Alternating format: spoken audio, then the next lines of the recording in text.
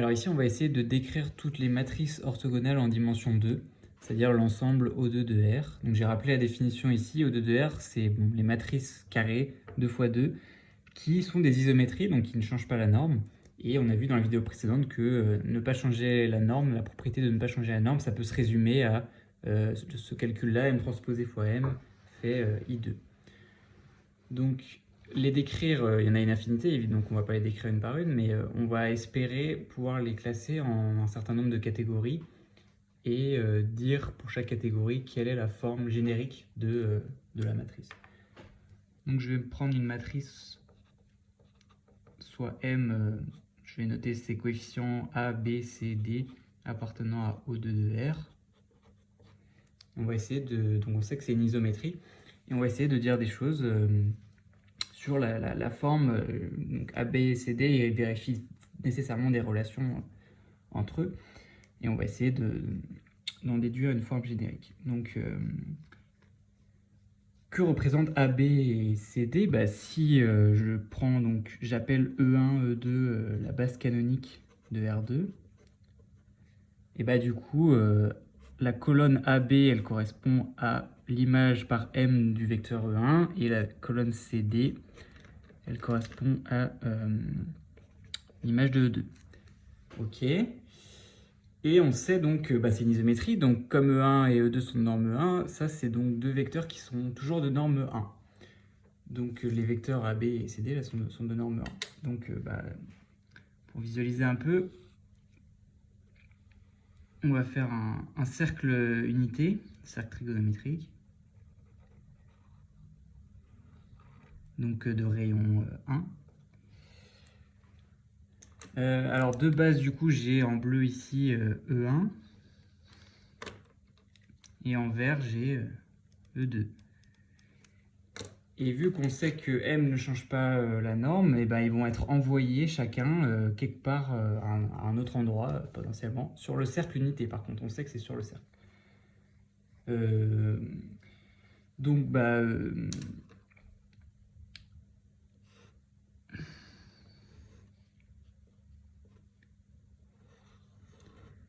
si je suppose que ME1 il est envoyé par exemple ici. Donc ça, E1 est envoyé ici, donc là j'ai le vecteur ME1, autrement dit AB. AB est ici. Je sais qu'AB c'est un point du cercle, donc je le mets quelque part, et avec un certain angle θ par rapport à l'axe des abscisses. Bon, et du coup, là, où sera le vecteur CD? Vu que l'angle entre E1 et E2 de base c'est pi sur 2, autrement dit le produit scalaire fait 0, et que vu que ça et le fait que M est une isométrie, on a vu qu'une isométrie ça doit conserver les angles. Pour conserver toutes les longueurs, il faut aussi conserver les angles. Donc, l'angle entre ME1 et ME2 c'est toujours pi sur 2. Ce qui veut dire que là, mon vecteur CD, il n'y a pas beaucoup de possibilités. En fait, il y en a deux. On sait qu'il est orthogonal à AB, donc il est sur cette droite-là. Et il appartient au cercle, donc ça fait deux possibilités. Ou bien, alors je me suis inversé de couleur, tant pis, ou bien il est là, ou bien il est là.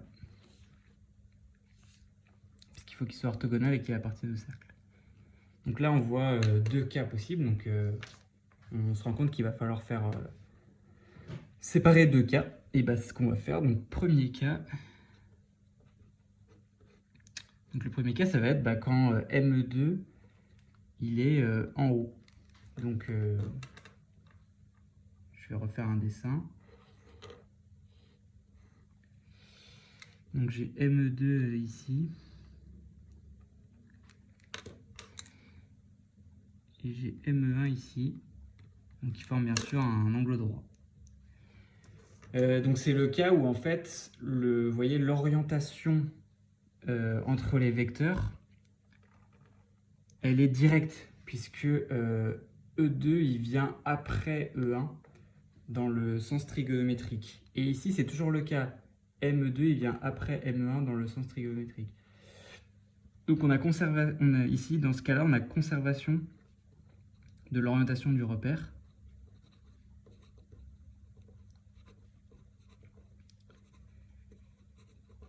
Et c'est pour ça qu'on parle d'isométrie directe.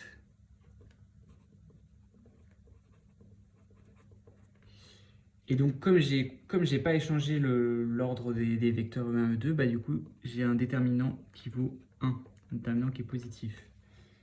Voilà. Donc moi j'ai supposé, enfin j'ai dit que mon vecteur AB là, c'était, vu que c'était un point du cercle trigo, je peux dire que c'est un certain cos θ, sinus θ. Dès que j'ai un point sur le cercle trigo, je peux le dire, que c'est cette formule-là, avec un θ un certain réel. Et du coup, bah, qu'est-ce que c'est que M2? Bah, c'est pareil, mais à pi sur 2 plus loin. Donc c'est cos de θ plus pi sur 2. Si je regarde les coordonnées d'M2, c'est ça.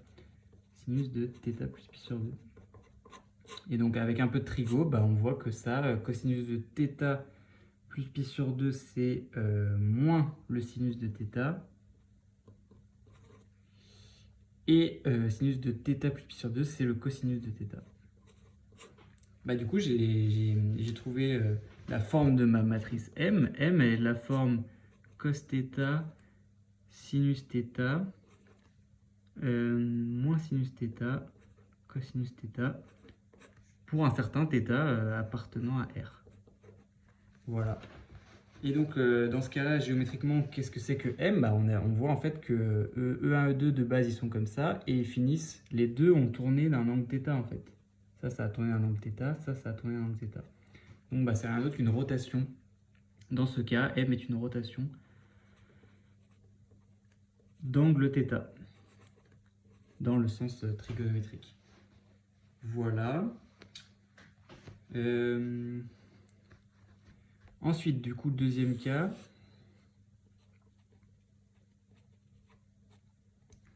Bah, le cas où M2 est en bas. Donc à ce moment-là, on a inversé l'orientation du repère. Donc inversion de l'orientation du repère. C'est pour ça qu'on parle d'isométrie indirecte à ce moment-là.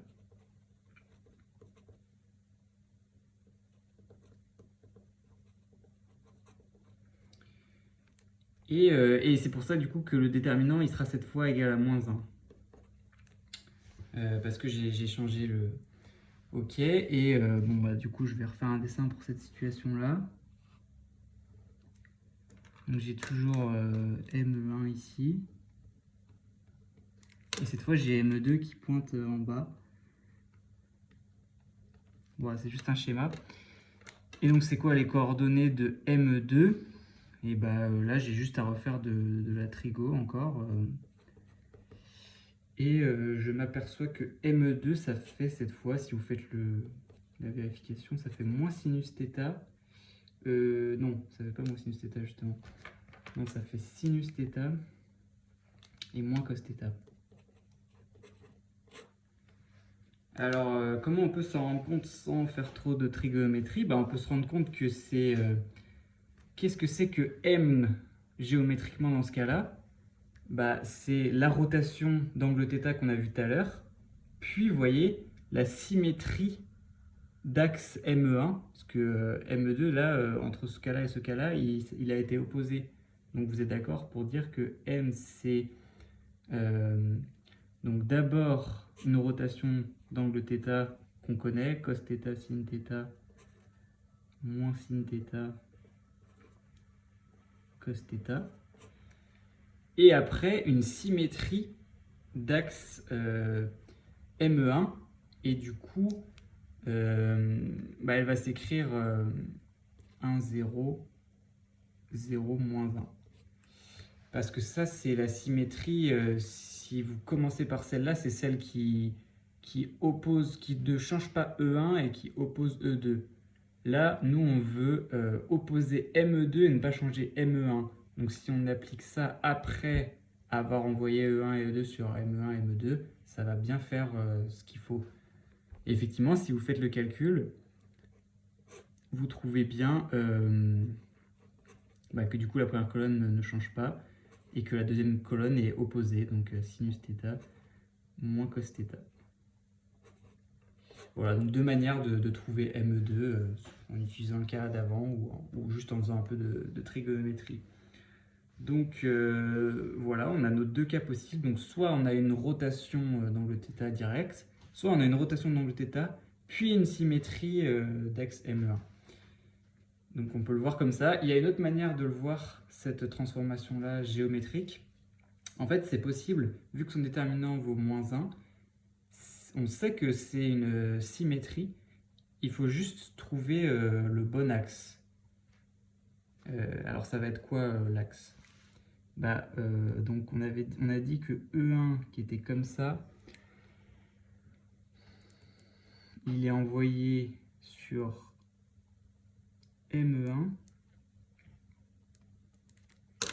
et il y a un angle θ entre les deux.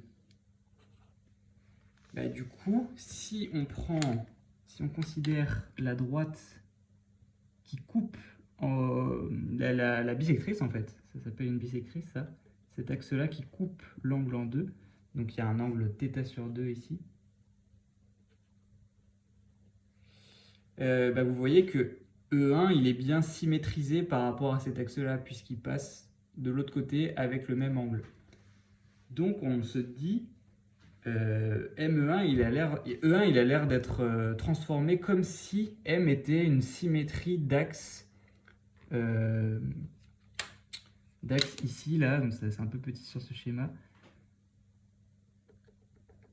d'axe d'angle θ sur 2. Je vais refaire un dessin un peu plus propre ici, là.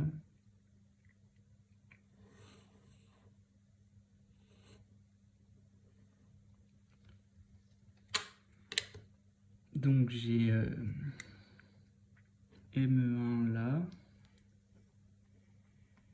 avec un certain angle θ, et ME2 perpendiculaire en bas. Et si je regarde, donc là j'ai θ, si je regarde comme je vous ai dit l'axe du milieu, on se rend compte que ça fait une symétrie, parce que initialement E2 il était ici, et donc si vous y réfléchissez un petit peu, vu que E1 il passe de l'autre côté de cet axe là avec un angle de θ sur 2 et que E2 il doit rester perpendiculaire à E1, ça veut dire qu'il va aussi si vous voulez, là, c'est quoi l'angle qu'il y a entre E2 et l'axe de symétrie? Je vais l'appeler S, l'axe de symétrie. Il y a un angle du coup de pi sur 2 moins θ sur 2. Et à la fin, l'angle entre ME2 et l'axe de symétrie, c'est toujours pi sur 2 moins θ sur 2. Bon, voilà, en gros, vu qu'ils sont orthogonaux et qu'il y en a un qui est symétrisé par rapport à l'axe, l'autre il doit suivre, il sera aussi symétrisé par rapport à l'axe. Donc en fait, ça c'est une symétrie. On peut directement le voir comme une symétrie d'axe qui forme un angle θ sur 2 avec l'origine.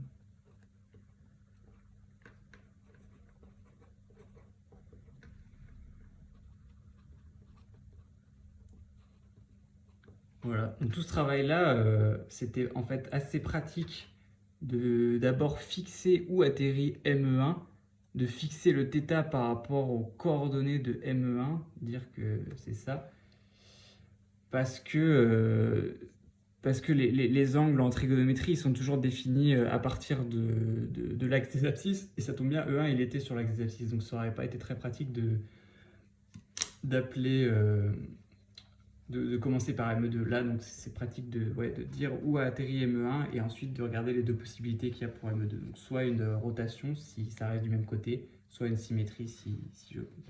Voilà, du coup j'ai complètement classifié O2 de R, parce que du coup il y a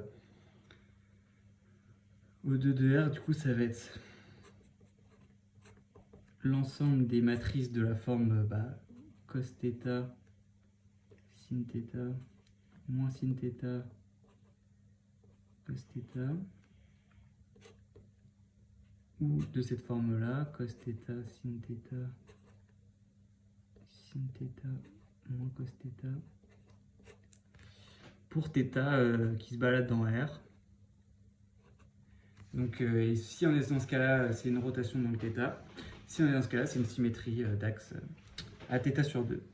Et donc, l'ensemble de ces matrices-là, là, les rotations, on l'appelle aussi